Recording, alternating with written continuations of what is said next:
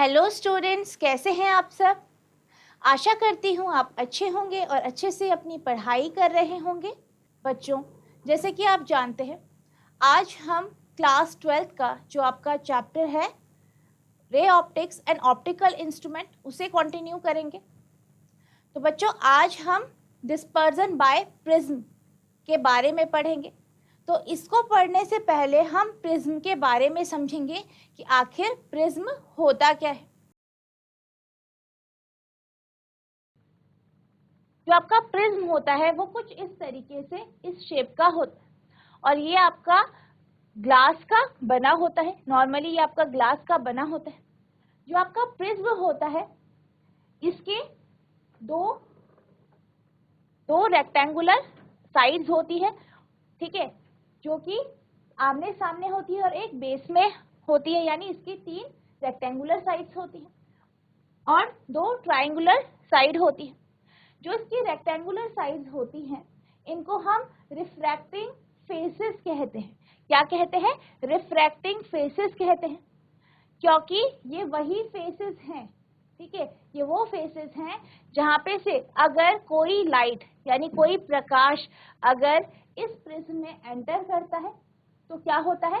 Refract हो जाता है और रिफ्रैक्शन की वजह से ये डिस्पर्जन का फिनोमेना दिखाता है, यानी डिस्पर्जन जैसी परिघटना शो करता है। अगर हम इसके ट्राइंगुलर फेसेस की बात करें, ठीक है, जो ट्राइंगुलर फेसेस होते हैं इनकी अगर हम बात करें तो यहाँ पे जो ये एंगल होता है जिसे यहाँ पे आप देख रहे हैं एंगल ए से रिप्रेजेंट किया है, इसे हम प्रिज्म एंगल कहते हैं या एंगल ऑफ प्रिज्म कहते हैं। इसे क्या कहते हैं? एंगल ऑफ प्रिज्म कहते हैं। जो आपका फ्रंट का जो सेक्शन है यानी जो आपका ए बी सी सेक्शन है इस प्रिज्म का, इसे हम प्रिंसिपल सेक्शन कहते हैं। क्या कहते हैं? प्रिंसिपल सेक्शन कहते हैं। तो ये आपका प्रिज्म होता है। ये इसके कुछ आपके बेसिक जो है टर्म्स हैं जो प्रिज्म की, ये हमने यहाँ पे देखी। जो आपका प्रिज्म होता है वो एक सॉलिड फिगर होता है जो कि जिसपे 2 ट्राइंगुलर बेस होते हैं और 3 रेक्टेंगुलर सरफेसेस होती है। जैसे कि मैंने अभी आपको बताया, it is a solid figure having 2 triangular basis and 3 rectangular surfaces and is the close surface. और ये क्या होती है? क्लोज्ड सरफेस होती है। जैसे कि अभी हमने फिगर में देखा कि इसके क्या होते हैं? 3 जो है रेक्टेंगुलर सरफेसेस होती है और 2 ट्राइंगुलर बेस होते हैं। The angle between each surface is called angle of the prism। यानी जो हर एक सरफेस है, सतह है, ठीक है, उसके बीच में जो एंगल बनता है उसे हम एंगल ऑफ प्रिज्म कहते हैं। जैसे कि अभी हमने डायग्राम में देखा कि जो आपकी 2 सरफेस है, रेक्टेंगुलर सरफेस है, इनके बीच में एक एंगल ए बन रहा है। इसको हम क्या कहते हैं? एंगल ऑफ प्रिज्म या फिर प्रिज्म एंगल कहते हैं।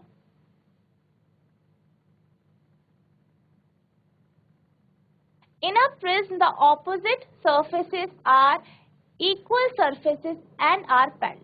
यानी जो प्रिज्म होता है उसकी जो ऑपोजिट यानी जो विपरीत यानी आगे सामने जो सरफेसेस होती हैं वो कैसी होती हैं? इक्वल होती है, बराबर होती है और पैरेलल होती है। There are 2 refracting surfaces, यानी इसमें जैसे कि हमने देखा 2 रिफ्रैक्टिंग सरफेस होती है, ठीक है, 2 ऐसी सरफेसेस होते हैं जहां से रिफ्रैक्शन होता है, यानी क्या होता है? आपका अपवर्तन होता है, रिफ्रैक्शन होता है। इसका मतलब क्या है? Which mean the surface where refraction of light takes place. जैसे कि मैंने आपको बताया ये वही सरफेस है जहां से रिफ्रैक्शन होता है। अगर हम बाकी 2 ट्राइंगुलर सरफेसेस की बात करें जो आगे और पीछे है प्रिज्म के, अगर आप उनसे क्या करते हैं? अगर आप इन 2 सरफेस से अगर आप लाइट को पास कराते हैं तो बेसिकली रिफ्रैक्शन नहीं होता है। रिफ्रैक्शन आपकी इन 2 सरफेसेस से यानी जो आपकी रिफ्रैक्टिंग फेसेस हैं इनसे ही रिफ्रैक्शन यानी अपवर्तन होता है, यानी जब भी कोई रे ऑफ लाइट यानी प्रकाश की किरण इसमें पड़ती है तो क्या करती है, रिफ्रैक्ट होती है यानी अपवर्तित होती है। तो ये सिर्फ हमारा फिनोमेना रिफ्रैक्टिंग फेसेस में हमें दिखाई देता है। अब हम चलते हैं डिस्पर्जन के कॉन्सेप्ट की तरफ। डिस्पर्जन बेसिकली क्या होता है, जब भी कोई रे ऑफ लाइट, ठीक है, कोई भी प्रकाश की किरण आपकी रिफ्रैक्टिंग फेस यानी जो आपका प्रिज्म है, उसके रिफ्रैक्टिंग फेस से जब वो पास होती है तो क्या होता है, बेसिकली जो आपकी रे ऑफ लाइट है यानी प्रकाश की किरण है वो आपकी एयर से, ठीक है, जो आपका एयर होता है, एयर, ठीक है, एयर एक मीडियम है, हवा क्या है, वायु क्या है, मीडियम है। तो पहला उसका मीडियम क्या है, एयर, यानी एयर से जब वो पास होती है, एयर से वो पास होके जब वो प्रिज्म पे पहुंचती है, प्रिज्म में पहुंचती है, प्रिज्म क्या होता है, एक डेंसर मीडियम है, ठीक है, एयर क्या है आपका रेयरर मीडियम है, यानी एयर आपका क्या है, रेयरर मीडियम है यानी विरल माध्यम है, और जो आपका डेंसर मीडियम है जिसे हम सघन माध्यम कहते हैं वो आपका प्रिज्म का मैटर है। तो जब वो प्रिज्म में एंटर करती है, क्या करती है, प्रिज्म में एंटर करती है, तो ऑब्वियस सी बात है रिफ्रैक्शन होता है। क्या होता है, रिफ्रैक्शन होता है। आपने रिफ्रैक्शन का जब कॉन्सेप्ट पढ़ा तो आपने क्या देखा था, आपने ये देखा था जब भी कोई रे ऑफ लाइट रेयरर से डेंसर मीडियम की तरफ जाती है, यानी एक मीडियम से दूसरे मीडियम की तरफ जाती, चाहे वो रेयरर से डेंसर हो चाहे डेंसर से रेयरर हो, तो क्या होता है, रिफ्रैक्शन नाम की प्रोसेस होती है, रिफ्रैक्शन फिनोमेना होता है, जिसे हम क्या कहते हैं, अपवर्तन कहते हैं हिंदी में। तो ऐसे ही जब जो आपकी प्रकाश की किरण है जो कि व्हाइट लाइट है, चाहे श्वेत प्रकाश है या व्हाइट लाइट है, जब वो आपके प्रिज्म में एंटर करती है, प्रिज्म में जाती है, क्या होता है, रिफ्रैक्शन होता है, जिसे हम क्या कहते हैं, रिफ्रैक्शन कहते हैं। क्या होता है, रिफ्रैक्शन होता है। रिफ्रैक्शन यानी जिसे आप क्या कहते हैं, अपवर्तन कहते हैं। क्या कहते हैं, अपवर्तन कहते हैं। तो बेसिकली क्या हो रहा है, व्हाइट लाइट एंटर कर रही है इस प्रिज्म में और फिर रिफ्रैक्शन हो रहा है यानी अपवर्तन हो रहा है। अपवर्तन के कारण क्या हो रहा है, जो आपकी व्हाइट लाइट है इसमें ये अलग अलग कलर्स के कॉम्बिनेशन से बने, ठीक है, इसमें आपके 7 यानी 7 अलग अलग रंग है, कलर्स हैं जिन्हें आप वर्ण कहते हैं। अब क्या होता है, जैसे ही ये इस प्रिज्म में एंटर करती है तो क्या होता है, रिफ्रैक्शन होता है। अब ये जितनी जो लाइट्स हैं, 7 लाइट्स है जिनसे मिलके आपका ये व्हाइट लाइट बनी है, इन सब का वेवलेंथ अलग अलग होता है, ठीक है, कैसा होता है, अलग अलग होता है। यानी जो वेवलेंथ होता है, जो आपकी ये 7 लाइट्स है जिन्हें हम बेसिकली क्या कहते हैं, विबग्योर नाम से जानते हैं, विबग्योर नाम से जानते हैं।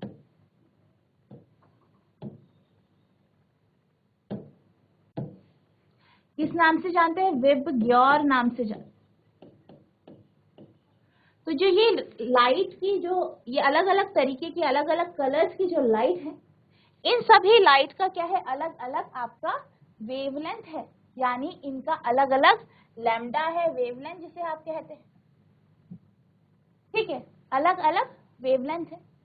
तो जब ये इस प्रिज्म में एंटर करती है तो हर एक लाइट के लिए यानी हर एक कलर की लाइट के लिए जब लैम्डा अलग अलग है तो इस कारण क्या होता है, जब ये इस प्रिज्म में एंटर करती है तो कॉची के फॉर्मूले के अनुसार, ठीक है, अकॉर्डिंग टू कॉची फॉर्मूला क्या होता है, जो आपका लैम्डा होता है वो इनवर्सली प्रोपोर्शनल होता है 1/μ के, और जो आपका म्यू होता है वो आपका रिफ्रैक्टिव इंडेक्स यानी अपवर्तनांक होता है। क्या होता है, अपवर्तनांक यानी रिफ्रैक्टिव इंडेक्स होता है। यानी जितनी भी ये लाइट्स है, अलग अलग कलर की लाइट्स है, इन सब के लिए क्या होगा, इन सब के लिए म्यू की वैल्यू अलग अलग होगी। यानी जो आपका रिफ्रैक्टिव इंडेक्स है, क्या है, रिफ्रैक्टिव इंडेक्स यानी अपवर्तनांक अलग अलग होगा। यानी जिस लाइट के लिए सबसे ज्यादा जिसका वेवलेंथ होगा उसके लिए रिफ्रैक्टिव इंडेक्स कम होगा, सबसे कम होगा, और जिसके लिए सबसे कम, जिसका लैम्डा सबसे कम यानी वेवलेंथ सबसे कम, उसका म्यू की वैल्यू सबसे ज्यादा।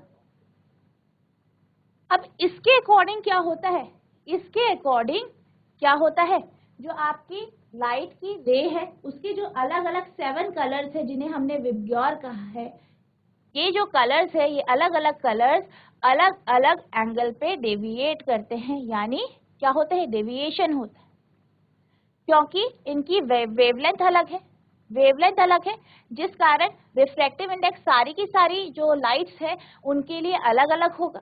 क्या होगा, रिफ्रैक्टिव इंडेक्स अलग अलग होगा, यानी अपवर्तनांक हर एक कलर की या हर एक रंग की वर्ण की जो लाइट है, प्रकाश है, उसके लिए अलग अलग होगा, जिस कारण ये अलग अलग एंगल से डेविएट करेंगी। तो इस कारण क्या होता है, इस कारण जैसे ही आपकी जो व्हाइट लाइट है जब प्रिज्म में पड़ती है तो रिफ्रैक्शन होता है, ठीक है, अलग अलग एंगल से सारी की सारी कलर्स की लाइट डेविएट करती है। तो इस कारण क्या होता है, ये आपको डिस्पर्जन ऑफ लाइट का फिनोमेना दिखाई दे। यानी बेसिकली जो डिस्पर्जन है वो एक ऐसा फिनोमेना है, ऐसी परिघटना है जिसमें जो आपकी व्हाइट लाइट है वो 7 कलर्स में स्प्लिट हो जाती है। क्या हो जाती है, 7 वर्णों में टूट जाती है, स्प्लिट हो जाती है।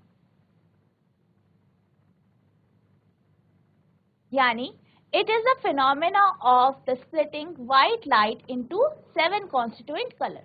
यानी ये एक ऐसी परिघटना है जिसमें जो सफेद या श्वेत प्रकाश है वो स्प्लिट होता है, कितने रंगों में, 7 रंगों में, अपने 7 कलर्स में या 7 कलर्स में स्प्लिट हो जाता है। When pass through a prism, जब इसे हम क्या करते हैं, प्रिज्म से पास करवाते हैं, किसी प्रिज्म से पास करवाते हैं, यानी किसी प्रिज्म से ये पास होता है। इस फिनोमेना को क्या कहते हैं, डिस्पर्जन कहते हैं। क्या कहते हैं, डिस्पर्जन कहते हैं। अब जो लाइट है, बेसिकली जो लाइट है, ठीक है, वो क्या होती है, आप जानते हैं, जो हमारी व्हाइट लाइट है वो कॉम्बिनेशन है 7 रंगों का, यानी 7 कलर्स का। तो जब भी जो लाइट है ये वैक्यूम से ट्रैवल करती है, वैक्यूम से चलती है, तो क्या होता है, सारी की सारी जो कलर्स की लाइट होती है वो सेम होती है, सबकी स्पीड सेम होती है, सबके लिए लैम्डा सेम होता है, जिस कारण क्या होता है, ये स्प्लिट नहीं होती, यानी वैक्यूम में ये स्प्लिट नहीं होती है। यानी जो व्हाइट लाइट है, श्वेत प्रकाश है, वो क्या होता है, 7 कलर्स में स्प्लिट नहीं होता है, टूटता नहीं। लेकिन जब ये किसी मीडियम, ठीक है, किसी माध्यम से पास होता है, जैसे कि ग्लास प्रिज्म से या क्राउन फ्लिंट, इस तरीके की किसी भी प्रिज्म से पास होता है, तो क्या होता है, ये स्प्लिट हो जाता है कलर्स में, अलग अलग कलर्स में ये क्या हो जाता है, स्प्लिट हो जाता है, टूट जाता है। All the color travel at the same speed when they travel in vacuum। यानी जब ये वैक्यूम से ट्रैवल होते हैं तो ये सारे कलर्स एक ही स्पीड से ट्रैवल करते हैं, गमन करते हैं, चलते हैं। But when they pass through a medium such as glass prism, the color bend or refract at different angle and therefore the speed changes। तो क्या होता है, जैसे ही ये किसी और मीडियम में ट्रैवल करते हैं, जैसे कि किसी ग्लास प्रिज्म में ट्रैवल करते हैं, तो इनकी स्पीड चेंज हो जाती, रिफ्रैक्शन की वजह से इनकी स्पीड चेंज हो जाती, जिस कारण क्या हो जाता है, ये स्प्लिट हो जाते हैं अपने 7 कलर्स पे, यानी 7 रंगों में ये स्प्लिट हो जाते हैं। तो इसी कारण ये हमें ऐसे दिखता है जैसे कि हमें अलग अलग कलर्स के स्पेक्ट्रम के फॉर्म में ये दिखाई देता है। यानी thus they emerge in different distinct direction which seems like a spectrum to us। Red colour bends the least and violet deviates the most. यानी इसी कारण ये हमें अलग अलग रंगों के स्पेक्ट्रम के फॉर्म में दिखाई देता है। और इसमें क्या होता है, जो आपका वॉयलेट कलर है, ठीक है, जो आपका वॉयलेट कलर है वो सबसे ज्यादा डेविएट करता है, सबसे ज्यादा बेंड होता है यानी मुड़ता है। और जो आपके लाल रंग की लाइट है यानी रेड कलर्ड, जो आपके रेड कलर है वो सबसे ज्यादा कम बेंड होता है। यानी जो वॉयलेट है वो सबसे ज्यादा बेंड हो जाता है और जो आपकी रेड कलर की लाइट है वो सबसे कम बेंड होती है। जो आपकी रेड कलर की लाइट है वो कैसी होती है, सबसे कम बेंड होती है, और वॉयलेट कलर की सबसे ज्यादा बेंड हो जाती है। इसी कारण हमें जो है आपके जो प्रिज्म होता है, जैसे ही वो उससे व्हाइट लाइट पास होती है तो वो हमें 7 यानी 7 अलग अलग वर्णों में एक स्पेक्ट्रम के फॉर्म में दिखाई देता है।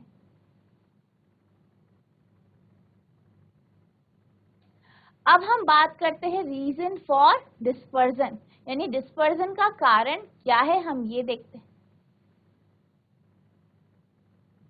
तो बेसिकली जैसे कि मैंने आपको बताया कि जो आपका ट्रांसपेरेंट मीडियम है उसका एक रिफ्रैक्टिव इंडेक्स होता है, या फिर कोई भी जो आपका मीडियम होता है उसका क्या होता है, एक रिफ्रैक्टिव इंडेक्स होता है, ठीक है। और ये जो रिफ्रैक्टिव इंडेक्स है जिसे हम म्यू से रिप्रेजेंट करते हैं, यानी जो अपवर्तनांक होता है जिसे हम म्यू से रिप्रेजेंट करते हैं, वो किस पे डिपेंड करता है, नेचर ऑफ लाइट यानी प्रकाश किस तरीके का है उसके ऊपर डिपेंड करता है, यानी उसकी वेवलेंथ के ऊपर डिपेंड करता है।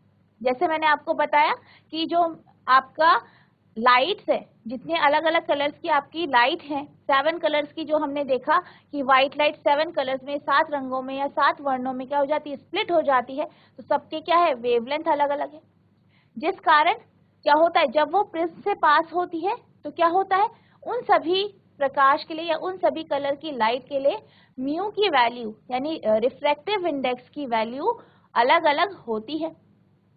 Refractive index of a transparent medium depends upon the nature of light, यानी किसी भी जो रिफ्रैक्टिव इंडेक्स है उसका जो क्या है, किसी भी मीडियम के लिए जो रिफ्रैक्टिव इंडेक्स है वो लाइट के नेचर यानी लाइट किस तरीके की है उस पर डिपेंड करता है, यानी उसकी वेवलेंथ पे वो डिपेंड करता है। तो अगर हम इस कॉन्सेप्ट को लें तो कॉची फॉर्मूले के अकॉर्डिंग, जैसे मैंने आपको बताया, कॉची फॉर्मूले के अकॉर्डिंग जो आपका रिफ्रैक्टिव इंडेक्स है किसी भी मटेरियल, क्या है, रिफ्रैक्टिव इंडेक्स है जो किसी भी मटेरियल का, उसे हम लिख सकते हैं म्यू बराबर a plus b upon lambda square. तो ये हमारी क्या है, कॉची फॉर्मूला है, इसके अकॉर्डिंग हमारा म्यू बराबर a plus b upon lambda square होता है।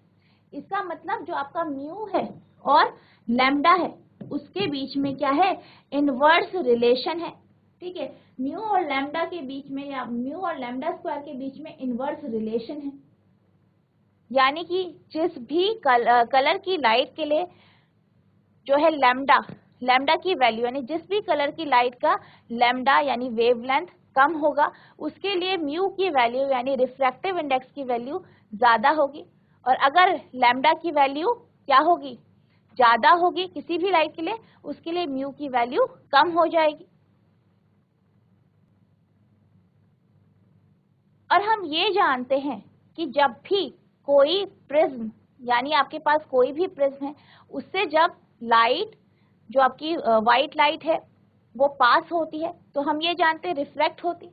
तो जब रिफ्रैक्शन होता है तो डेविएशन होता है, यानी आपने जैसे देखा कि जो प्रकाश की किरणें हैं यानी लाइट है वो डेविएट हो रही है अपने पास से, तो जो डेविएशन का फॉर्मूला होता है प्रिज्म के लिए वो होता है del equals to mu -1 into A. हम इसे इक्वेशन 2 मान लेंगे। तो यानी कि अगर हम इन दोनों इक्वेशंस को देखें, ठीक है, इसके अकॉर्डिंग अगर हम देखें और हम ये जानते हैं, क्या जानते हैं कि जो वॉयलेट लाइट का जो लैम्डा होता है, क्या होता है, वॉयलेट कलर की जो लाइट होती है, ठीक है, उसका जो लैम्डा होता है यानी उसका जो वेवलेंथ होता है वो कम होता है किससे? रेड कलर की लाइट से। यानी जो रेड लाइट है या जो व्हाइट लाइट में जो रेड कलर है उसका जो वेवलेंथ है वो ज्यादा होता है और वॉयलेट कलर की लाइट का वेवलेंथ कम होता है। तो कॉची के फॉर्मूले के अकॉर्डिंग क्या होगा? आपका जो म्यू होगा, ठीक है, यानी रिफ्रैक्टिव इंडेक्स वॉयलेट के लिए ज्यादा होगा और जो रिफ्रैक्टिव इंडेक्स है रेड के लिए वो कम होगा। यानी जैसे कि हमने अभी देखा कि जो हमारा लैम्डा है, या अभी हमने कॉची के फॉर्मूले से क्या देखा? हमने ये देखा कि जो आपका म्यू होता है, रिफ्रैक्टिव इंडेक्स होता है, ये आपका किसके इनवर्सली प्रोपोर्शनल है? लैम्डा स्क्वायर के। या आप ये भी कह सकते हैं कि ये किसके इनवर्सली प्रोपोर्शनल है, यानी जो अगर लैम्डा है और म्यू है यानी रिफ्रैक्टिव इंडेक्स और आपका लैम्डा की वैल्यू यानी जो आपका वेवलेंथ है, दोनों के बीच में इनवर्स रिलेशन है। तो इसका मतलब ये है कि जिस भी लाइट के लिए लैम्डा की वैल्यू कम होगी उसके लिए म्यू की वैल्यू ज्यादा होगी और जिसके लिए लैम्डा की वैल्यू ज्यादा होगी उसके लिए म्यू की वैल्यू कम होगी। तो हम ये जानते हैं क्या जानते हैं कि जो आपका लैम्डा है वॉयलेट कलर के लिए लैम्डा की वैल्यू कम होती है और रेड के लिए ज्यादा होती है। वॉयलेट के लिए क्या होती है? कम होती है और रेड के लिए हमारी ज्यादा होती है। जब वॉयलेट के लिए कम है, ठीक है, कम है, तो यानी इसके लिए म्यू की वैल्यू क्या होगी? ज्यादा होगी। लैम्डा वी की वैल्यू जब कम है तो म्यू की वैल्यू क्या होगी? ये कम है तो आपकी म्यू वी की वैल्यू ज्यादा होगी। इसी तरीके से हम ये जानते हैं लैम्डा आर की वैल्यू ज्यादा है। क्या है? रेड कलर के लिए का वेवलेंथ जो है उसके लिए लैम्डा की वैल्यू, वेवलेंथ की वैल्यू ज्यादा है। इसका मतलब इसके लिए रिफ्रैक्टिव इंडेक्स की वैल्यू क्या होगी? कम होगी। क्या होगी? कम होगी। यानी कि lambda v is lesser than lambda r. तो जैसे कि हमने कॉची का रिलेशन देखा उसके अकॉर्डिंग आपका म्यू वी ज्यादा होगा म्यू आर से। तो हम ये कह सकते हैं अगर हम इक्वेशन 2 देखें, क्या देखें? इक्वेशन 2 देखें जिसमें हमारा डेविएशन का फॉर्मूला है। तो डेविएशन के फॉर्मूले से अगर हम देखें तो आप देख सकते हैं डेविएशन और म्यू का जो रिलेशन है, ठीक है, डेविएशन यानी डेल और म्यू का जो रिलेशन है वो कैसा है? डायरेक्ट है, डायरेक्ट रिलेशन है। ठीक है, क्या है? Direct relation.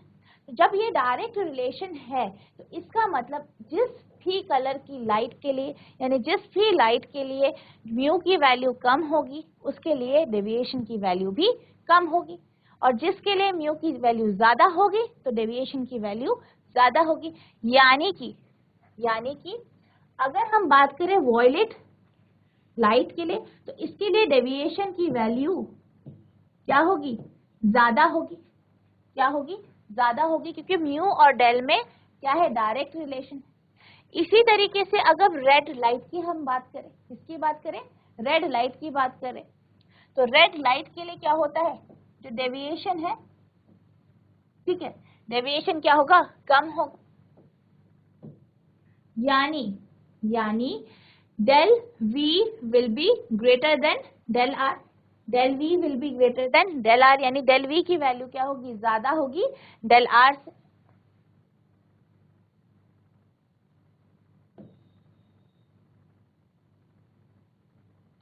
तो इससे हमें क्या पता चला? डेविएशंस की वैल्यूज देखी हमने किसके लिए? जो आपके एंड कलर्स है, विबग्योर के जो एंड कलर्स है यानी वॉयलेट और रेड के लिए। तो ये हमने डेविएशन की बात करी। अब हम बात करते हैं एंगुलर डिस्पर्जन की। किसकी बात करते हैं? एंगुलर डिस्पर्जन की। तो अगर हम एंगुलर डिस्पर्जन की बात करते हैं तो इसमें भी हम वही कॉन्सेप्ट लेंगे, यानी जैसे कि आपका जो लाइट है जब वो स्प्लिट होता है वो विबग्योर की फॉर्म में होता है। स्प्लिट किसमें होता है? विबग्योर। तो हम इसमें भी स्टार्टिंग और एंडिंग जो दो आपके कलर्स हैं वॉयलेट और रेड, इन दोनों को लेंगे। तो हम ये जानते हैं कि हम इसके लिए हम V की वैल्यू यानी वॉयलेट के लिए हमारा जो रिफ्रैक्टिव इंडेक्स, ठीक है, वॉयलेट कलर के लिए रिफ्रैक्टिव इंडेक्स हम म्यू वी मानते हैं, और रेड के लिए हम जो रिफ्रैक्टिव इंडेक्स मानते हैं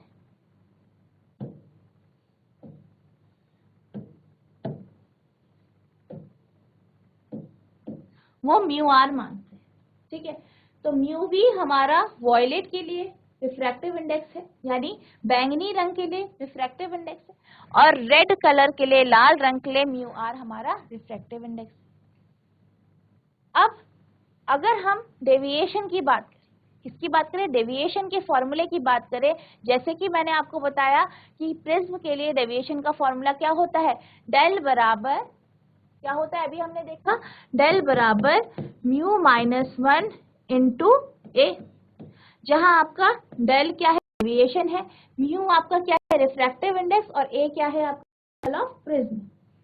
तो अगर हम इन दोनों लाइट्स के लिए यानी रेड और वॉयलेट के लिए इस फॉर्मूले का यूज करें तो हमारे पास इक्वेशन आएगी डेल वी बराबर mu we minus 1 into a, del are बराबर म्यू आर माइनस 1 इंटू ए। तो ये हमारी इक्वेशंस बन जाएंगी।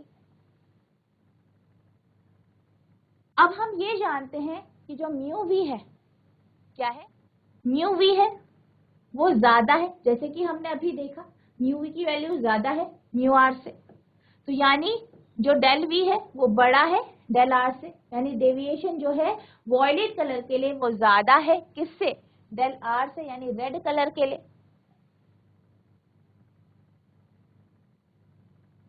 अगर हम इन दोनों डेविएशन को माइनस कर दें, यानी इन दोनों को अगर हम सब्ट्रैक्ट कर दें, माइनस कर दें, तो हमारे पास जो क्वांटिटी आएगी वो हमारी एंगुलर डिस्पर्जन की क्वांटिटी आएगी, यानी the colour in the disperse medium will be spread in a cone of angle del V minus del R is called angular dispersion produced by the prism and is given by, और ये हमें किस तरीके से दिया रहता है, हमने क्या किया है, दोनों जो हमने इक्वेशंस ली उन दोनों को क्या कर दिया, सब्ट्रैक्ट कर दिया, यानी माइनस कर दिया। तो आपके पास क्या आया, del we minus del are बराबर आपका mu we minus A into mu we minus 1 into A minus mu are minus 1 into ए। तो ये आपके पास इक्वेशन आ गई। अब हम इस इक्वेशन को सॉल्व करेंगे। बेसिकली कैसे करेंगे, हमने क्या किया, माइनस किया, del we minus del are बराबर mu we minus 1 into A minus mu are minus 1 into A, ठीक है। अब हम क्या करेंगे, अगर हम इन दोनों को जो है, जो राइट हैंड साइड है, इनको अगर हम खोलें, क्या करना है, हमें इसे एक्सपेंड करना है, तो ये आपके पास आ जाएगा mu V A minus mu R A plus A. तो आप देख सकते हैं राइट हैंड साइड में जो ए है दोनों कैंसिल हो रहे हैं, यानी आपके पास कितनी क्वांटिटी आई, mu V A minus mu R A, ठीक है, mu V A minus mu R वे ए। अब हम म्यू वी को कॉमन ले लेंगे, तो ये आ जाएगा mu we minus mu are into ए, तो ये हमारे पास आ गया del we minus del R. तो ये आपके पास क्या आ गई, फाइनल टर्म आ गई जो आपका डेविएशन की, यानी del we minus del are बराबर mu we minus mu are into ए। तो ये आपकी क्या आ गई, डेविएशन का इक्वेशन आई, या एंगुलर डिस्पर्जन की जो है इक्वेशन आई आपके पास, जब आपने डेविएशंस को सब्ट्रैक्ट किया। हम इसे इक्वेशन 3 ले लेंगे। अब हम क्या करेंगे, जो हमारी इक्वेशन 3 है और इक्वेशन 2 है, इन दोनों को हम डिवाइड करें। क्या करेंगे, जो हमारी इक्वेशन 3 है और इक्वेशन 2 है, इन दोनों को हम डिवाइड करेंगे। यानी इक्वेशन 3 और इक्वेशन 2 को डिवाइड करेंगे। तो जब हम इसे डिवाइड करेंगे तो हमारी जो इक्वेशन 2 है वो बेसिकली क्या है, डेल बराबर म्यू माइनस 1 इंटू ए। ठीक है, ये हमारी क्या है, इक्वेशन 2 है। अब हमें इसे इक्वेशन 3 से क्या करना है, डिवाइड करना है। क्या करना है, हमें इसे इक्वेशन 3 से डिवाइड करना है ताकि हम एंगुलर डिस्पर्जन का जो हमारा जो फॉर्मूला है उसे हम निकाल सके। तो हमारे पास डेल बराबर म्यू माइनस 1 इंटू ए, ये हमारे पास फॉर्मूला है। और अभी हमारे पास क्या आया, हमारे पास आया del we minus del are बराबर आपका mu are minus mu we minus mu are into mu we minus mu are into A.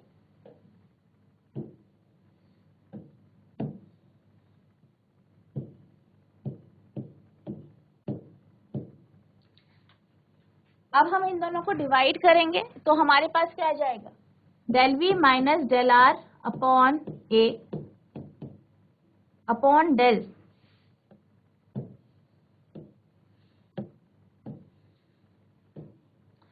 Upon del equals to mu we minus mu are into A upon आपका mu minus 1।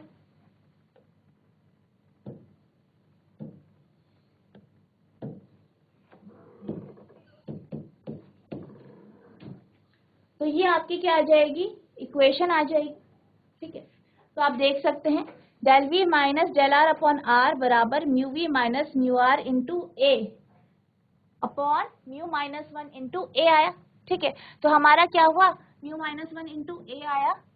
तो क्या हुआ, अब हमारा ए से cancel हो जाएगा। ठीक है, ए से क्या हो जाएगा, कैंसिल हो जाएगा। अब हमारे पास जो वैल्यू आएगी वो क्या आएगी, del we minus del are upon del equals to mu we minus mu r upon mu minus 1, जिसे हम क्या कहते हैं, ओमेगा कहते हैं। और ओमेगा क्या है, डिस्पर्सिव पावर है प्रिज्म की।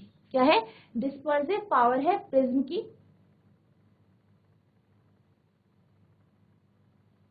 यानी अगर हम del we minus del r को देखें तो ये क्या है, डिफरेंस है डेविएशन का।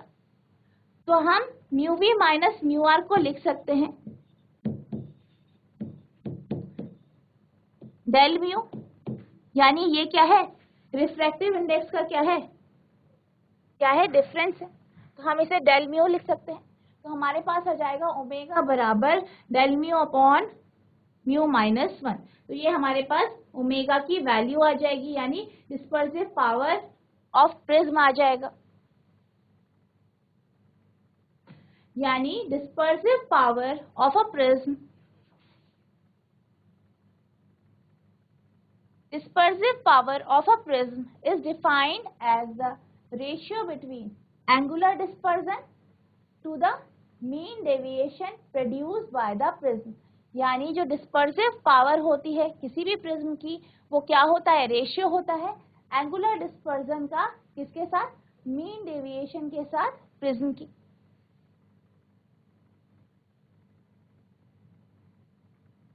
अब हम बात करते हैं Newton's classic experiment on dispersion of light की। तो बेसिकली जैसे कि अभी हमने देखा कि जो प्रिज्म होता है उससे जब व्हाइट लाइट क्या होती है, पास होती है, तो वो 7 कलर्स में स्प्लिट हो जाता है, जिसे हम विबग्योर कहते हैं, यानी वॉयलेट, इंडिगो, ऑरेंज, विबग्योर कहते हैं। यानी violet, indigo, blue, green, yellow, orange, red, इन कलर्स में क्या हो जाता है, ये स्प्लिट हो जाता है।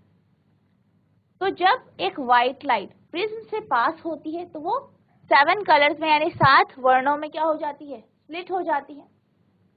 तो फिर ये सोचा गया कि क्या जो ये 7 कलर्स है, 7 वर्ण है, क्या अगर हम इसके सामने प्रिज्म रखें तो ये फिर वापस एक व्हाइट लाइट में कन्वर्ट हो जाएगी।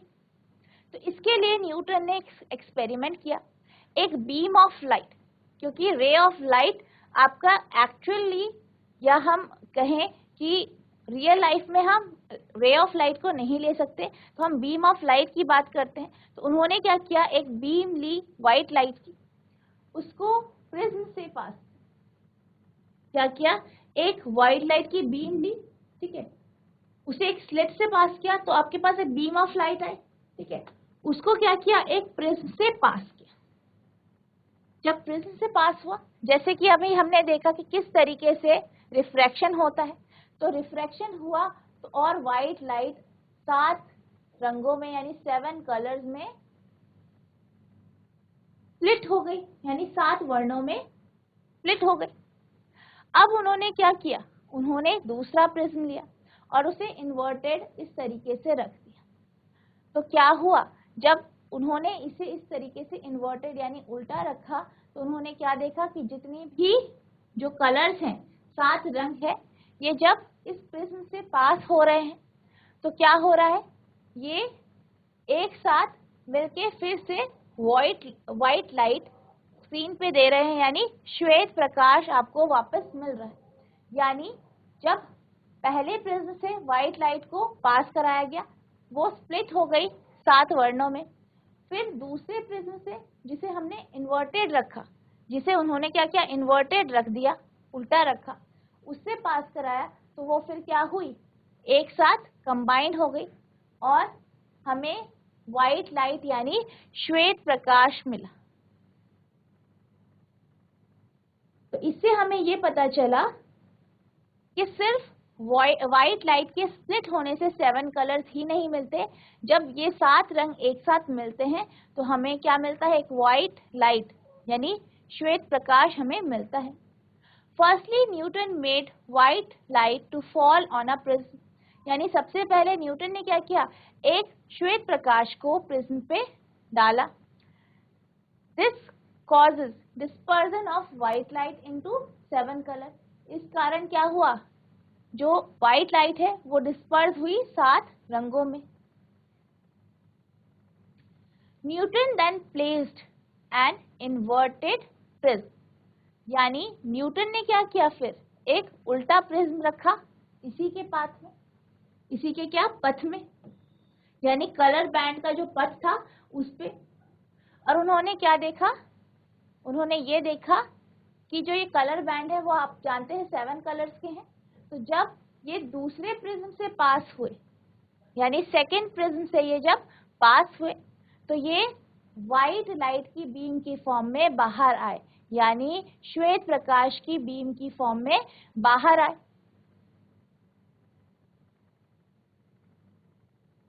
तो Newton concluded that white light comprises of 7 component of color, इसलिए न्यूटन ने ये कहा कि जो श्वेत प्रकाश होता है वो 7 रंगों से बना होता है।